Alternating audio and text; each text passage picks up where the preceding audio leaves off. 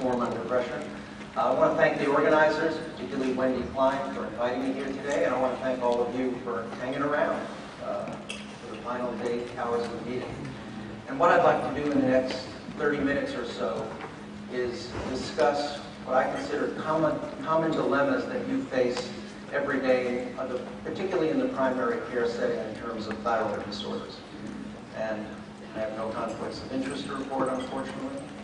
So, if you look at your syllabi, you'll notice that there were 5 questions, but the schedule was changed and shortened a little bit, so we're going to deal with 4 questions, but there is a final question that you can read about in the syllabus. But the questions I will address are, should women routinely be screened for thyroid disease? It comes up every day.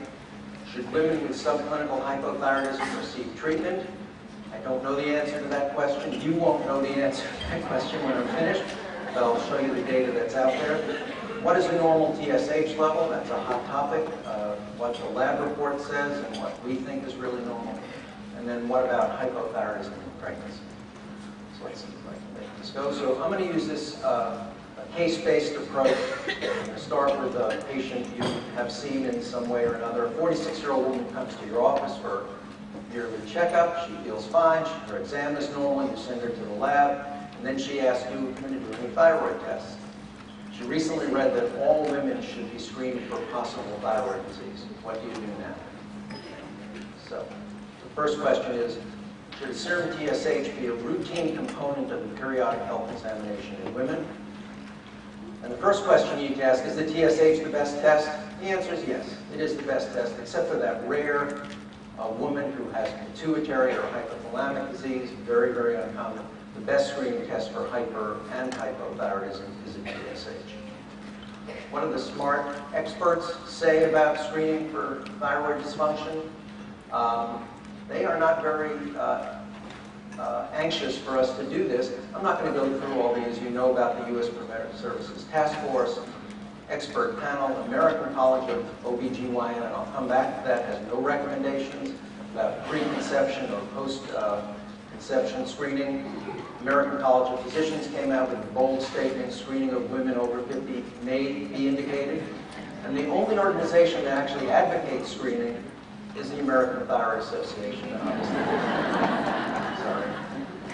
It was the AGA, American Gastroenterological Association, who recommended colonoscopy. It turned out to be a good idea.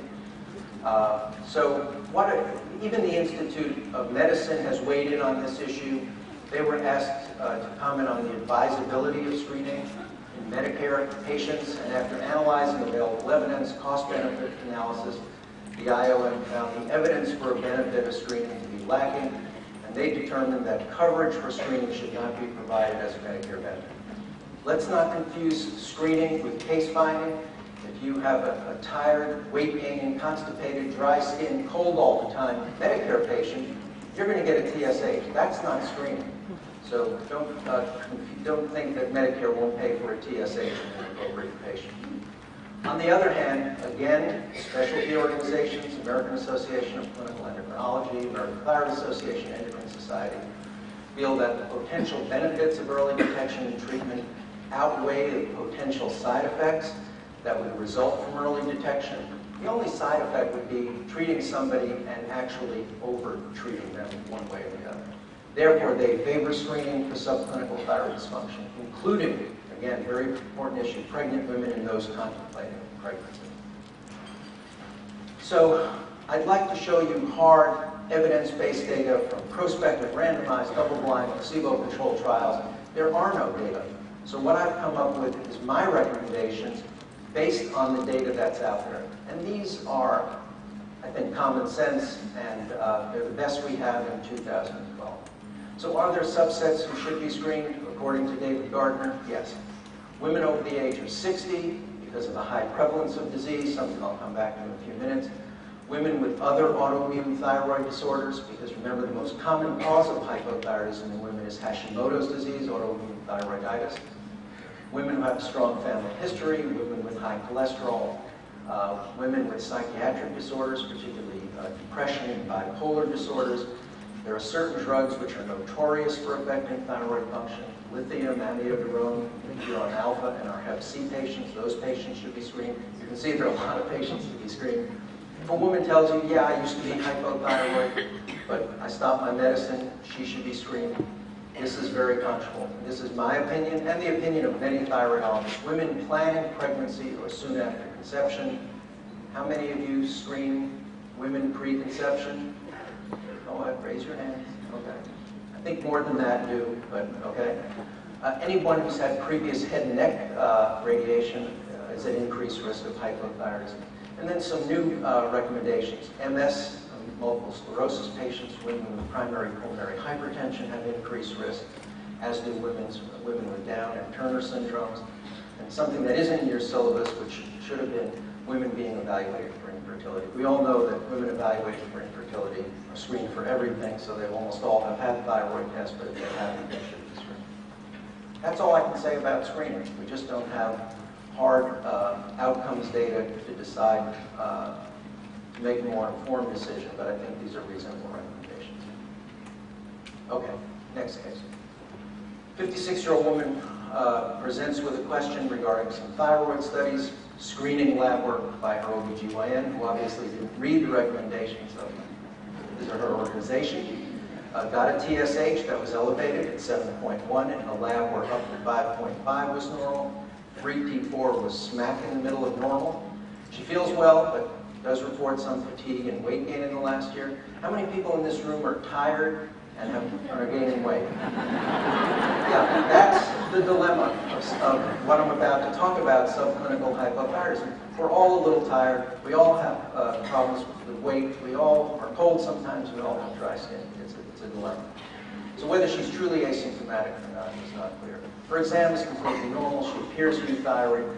She knows that a high TSH indicates hypothyroidism, and she wants to know if she should be started on a thyroid supplement. So what's the diagnosis, and should she be treated? And the diagnosis is subclinical hypothyroidism. And just so we're all on the same page, the biochemical definition of subclinical hypothyroidism is an elevated TSH with normal serum thyroid hormone levels in an apparently asymptomatic patient, and that's the dilemma. Nobody is completely asymptomatic. Prevalence in the general population, maybe 5 to 10%. Those of you taking care of women over the age of 60, the prevalence may be as high as 15 to 20%, usually due to autoimmune thyroid disease. Should these women be treated? Okay. I'm going to refer you to a paper that covers this exhaustively, evidence-based, and you can use this as a reference, published now several years ago, but still an encyclopedic review of the subject if you fall asleep in the next 5 minutes. Okay. What are the clinical consequences of subclinical hypothyroidism? To decide whether to treat, you have to know what's bad about having subclinical hypothyroidism. Is there anything bad about it? And should you just wait until the patient has overt hypothyroidism? So these are the things people talk about. One of the consequences is this is a population at high risk of progressing to overt hypothyroidism. They may have abnormal lipids. There may be an increased risk of cardiovascular disease. And there may be symptoms. Obviously, if the patient's symptomatic, you can make them better with treatment. You should treat them. So we'll talk about all these briefly. What is the likelihood of progression? Well, there's no question patients progress. You're particularly at risk for progression if you're older, greater than 60. I don't think that's older, but some people do. If you have positive thyroid antibodies, that increases your risk. Women, more than men, are at increased risk of progressing, and I give you some numbers here. If the higher your TSH, particularly TSH greater than 10, puts you at high risk of progression. And if you've had previous damage to your thyroid, either with radioactive iodine or previous surgery, that puts you at particularly high risk. So this outlines patients at high risk, but even without these characteristics, patients with subclinical hypothyroidism often progress. On the other hand, some patients with subclinical hypothyroidism will spontaneously go back to normal thyroid function, and in various series 4 to 30%. So don't be in any big rush to put somebody on thyroid hormone for the rest of their lives on the basis of a single TSH. There's usually no rush to treat the patient, and I would certainly repeat the TSH before committing them to lifelong thyroid hormone therapy. And I'd probably repeat the study in 2 to 3 months. months. Remember, once you start somebody on thyroid hormone, they are never going to come off. It's going to be part of their therapeutic armamentarium forever. What about lipids? I think we all know that in overt hypothyroidism, LDL and total cholesterol are elevated. And now there are several cross-sectional studies that show increased total and LDL cholesterol in subclinical hypothyroidism. And I'll give you a taste of that data in a second.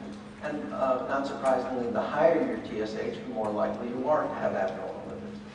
I don't know if this is going to, oh no, this will show in the back. So this is just a cross-sectional data. You take a group of people in rural Western Australia, over 2,000 patients, look at their LDL cholesterol, and if you look at the 1,900 euthyroid controls, the mean LDL is 135. If you look at the entire group of subclinical hypothyroid patients, the LDL is considerably higher, 158. And if you look at the most hypothyroid in that subset of subclinical hypo, their LDL is yet a little bit higher again. So I could show you 5 or 6 slides just like this, and I don't think anybody quibbles about the fact that LDL and total cholesterol are a little higher in patients with subclinical hypothyroidism.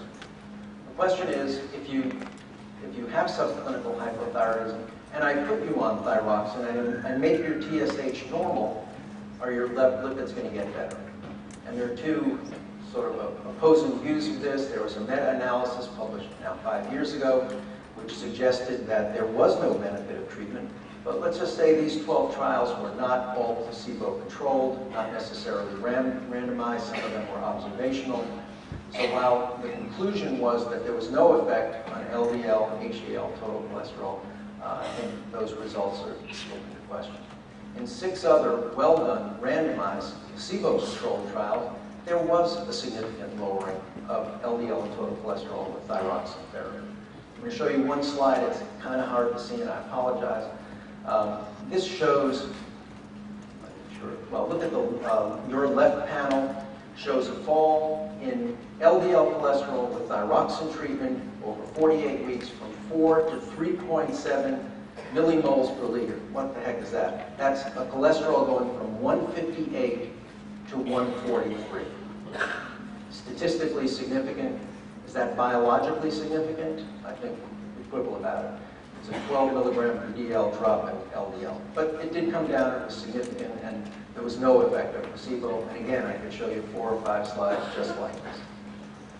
So just to summarize, there is a modest association of subclinical hypothyroidism with elevated total and LDL cholesterol, and you do get a modest benefit in lowering those levels if you treat the patient with thyroxine. No outcome data in terms of heart attacks, all-cause mortality, and all those kind of things. The toughest question to answer is there an increased risk of cardiovascular disease in subclinical hypothyroidism? I hope you haven't eaten breakfast recently. Is that a show? That's supposed to be a can of worms. This is really a can of worms. And you're going to get the theme here. You can find the data that supports your particular viewpoint. If you have an axe to grind to treat, you can find plenty of data. If you have an axe to grind to follow and not treat, you can find the data. And I'm just going to read a summary here. This is from that review article by Drs. Biondi and Cooper.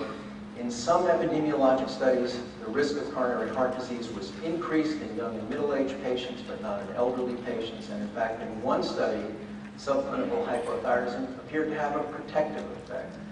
And these authors put together this hypothetical, it says, you can see, hypothetical construct based on observational data, actually cross-sectional data, of the risk of cardiovascular disease associated with subclinical hypothyroidism. And as you move from the left to the right across here, you can see that in younger patients, 50 to 65-year-olds, there does seem to be an association with an increased risk of cardiovascular disease. Slightly older patients, 70 to 85, no compelling association. And then finally, a single study from the Netherlands looking at the oldest old patients over the age of 85. Dr. Guseclu and his colleagues showed that, in fact, you seem to do better if you had subclinical hypothyroidism. And this, keep this in the back of your mind, because when I make a final recommendation, I'll come back to this. Skip that. What about symptoms? We want to make our patients feel better. First of all, the patients with subclinical hypothyroidism have more symptoms.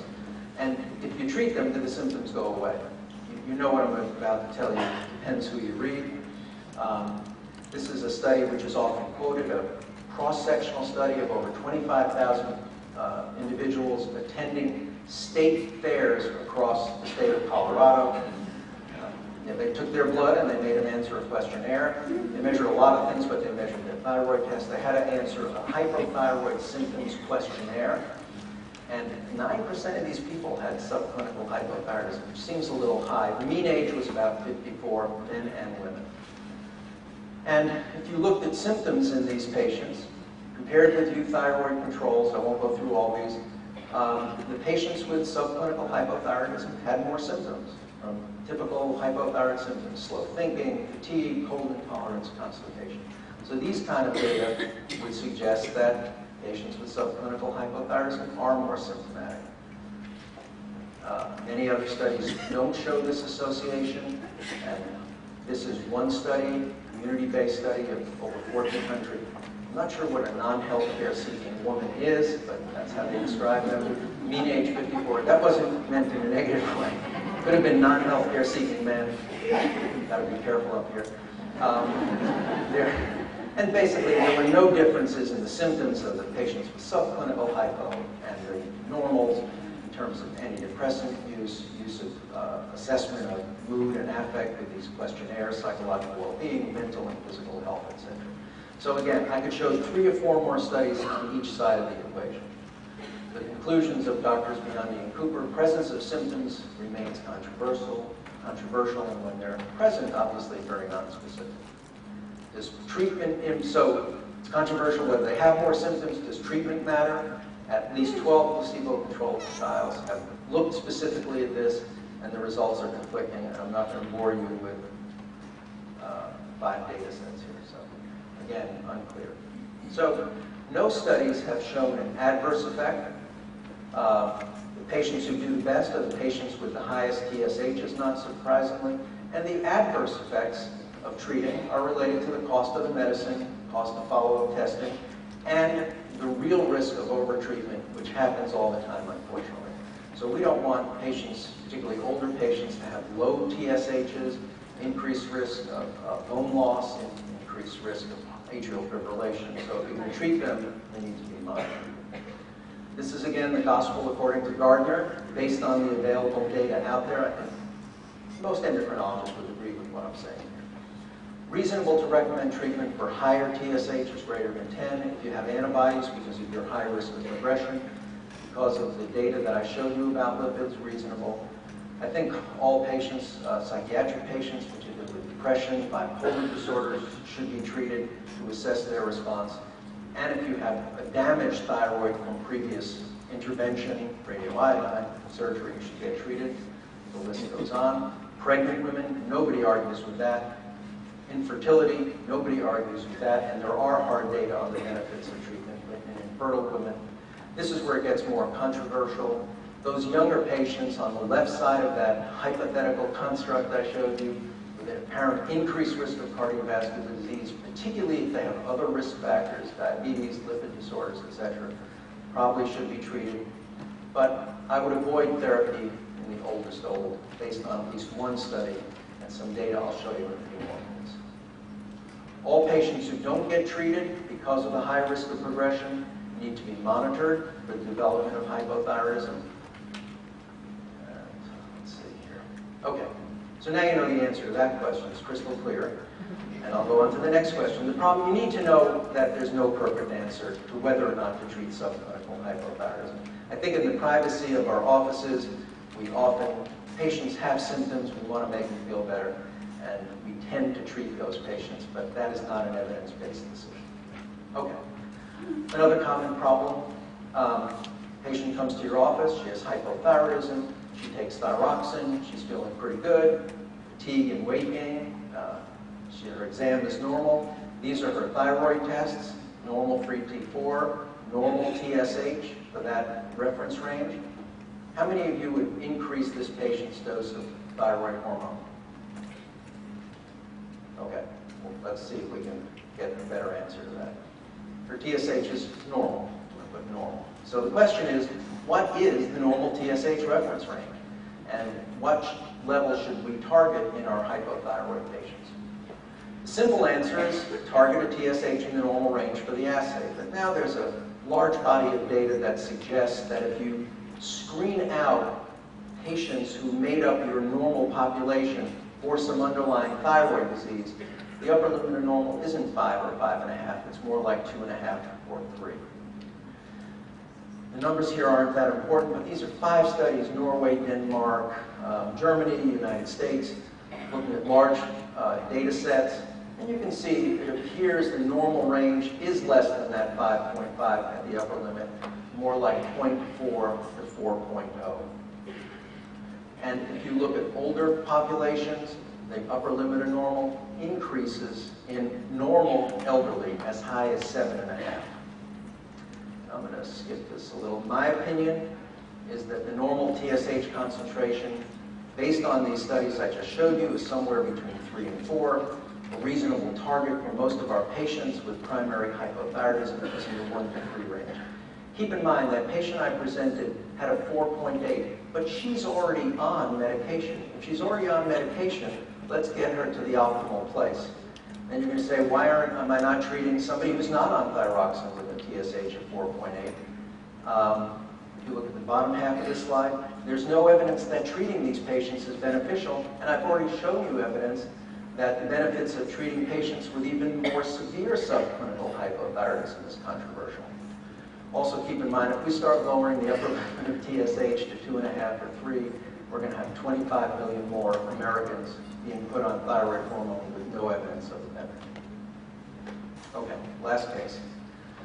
24-year-old woman, long-standing hypothyroidism, on thyroxine, comes to you to discuss plans for starting a family in the next 6 months.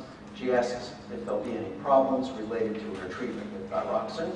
So the question is, what is the potential impact of pregnancy on thyroxine treatment in hypothyroid women? And there's a lot of data here, and I think I can give you some firm recommendations. So clearly the dose of thyroxine to maintain euthyroidism in pregnancy increases in more than half of normal women, well, normal hypothyroid women. Average dose increase can be substantial, up to 50%. And this need for increased thyroxine can occur very early in the pregnancy, as early as 5 to 6 weeks. This is a series of recommendations based on these data. The increased need for thyroxine is related to the increased level of TBG, thyroxine-binding globulin. So what do we recommend? If you take care of the patient prior to conception, get their TSH in the lower end of the normal range prior to pregnancy. If they haven't been seen before, check the TSH early in pregnancy, monitor it. Some people would say every 4 to 5 weeks, 5 to 6 weeks in the first half of pregnancy. You don't need to monitor as closely in the second half because not much happens after the 20th week in terms of increased requirements. Okay. T4 dose adjustments should be based on trimester-specific normal ranges. The upper limit of normal of TSH in the first trimester in perfectly normal women is 2.5. So you have to use that normal range to make adjustments. And then there's the whole issue of thyroxine absorption. If you take calcium or iron or soy milk or multivitamins, you should separate the ingestion of those items from the ingestion of thyroxine. Okay. For those of you who want to read about this in much greater depth, the American Thyroid Association came out with some very detailed guidelines, which are evidence-based, very rigorous, and I would refer you to this paper published in October by Liebert. Did I say that correctly? Yes. The Journal of Thyroid. Okay. One paper I do have to tell you about because it has changed how we take care of these women. This was the therapy trial from Harvard, which looked at an empiric dose increase once a woman found out she was pregnant. Now what they did is they increased the T4 dose when the patient, when a pregnancy was confirmed. To increase the dose 29%, it means taking 2 extra tablets a week. So whatever dose they were on, instead of taking 7 tablets a week, they take 9 tablets, 2 on Sunday, 2 on Thursday, spread out during the week. This significantly reduced the risk of maternal hypothyroidism. Only 2 of 25 women required a dose reduction. Obviously, your concern would be you're going to increase the dose too much, they're going to get subclinical hyperthyroidism. That didn't happen very much, and only 2 women required some additional increase. So that means 21 of 25, about 83%, that one intervention left them with normal thyroid hormone levels. And based on that paper, this is a recommendation that was incorporated into those guidelines. Treated hypothyroid patients who are newly pregnant should independently increase their dose of T4 by 25 to 30% once they have a missed menstrual cycle or a positive home pregnancy test, and they need to call their doctor that they've done that. One means of accomplishing this adjustment is to increase T4 from once daily to 9 doses per week, as I just talked about. Okay. For the sake of, how much time do I have? About 3 minutes, okay. What are the adverse effects of maternal hypothyroidism? Why are we doing this? There's a whole list of things that are bad about hypothyroidism in pregnancy. The one I want to focus on is the one at the very bottom, impaired neuropsychological development. Many of you may remember this paper published now 13 years ago in the New England Journal, Maternal Thyroid Deficiency During Pregnancy and Subsequent Neuropsychological Development of the Child. And I'm showing you one data set in this paper. This is most people feel a seminal paper reinforcing the importance of keeping pregnant women euthyroid. They looked at a whole host of parameters, but I'm just going to focus on the top 2 here, which are IQ related.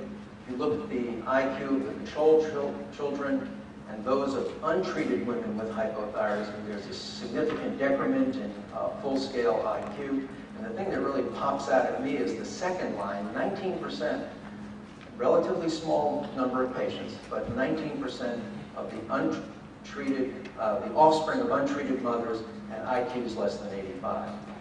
A very small subset were discovered during pregnancy and treated, and you can see their IQs were perfectly normal.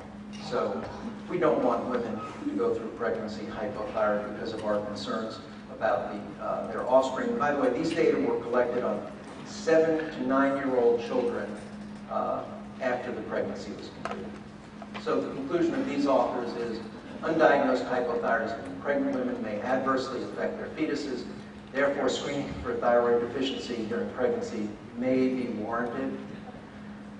The guidelines that I talked about try to address the issue, should all women be screened prior to pregnancy or shortly after conception, and their recommendation is like the American College of Obstetrics and Gynecology, insufficient evidence to recommend for or against TSH testing preconception in women at high risk. They do, however, and this is a little schizophrenic, 2 recommendations later say TSH values should be obtained early in pregnancy in women at high risk for hypothyroidism. We're trying to get these women through pregnancy in the euthyroid state for the benefit of their children. I think I'm going to stop there because of time constraints, and it says I should move to the Q&A, and I thank you for your attention.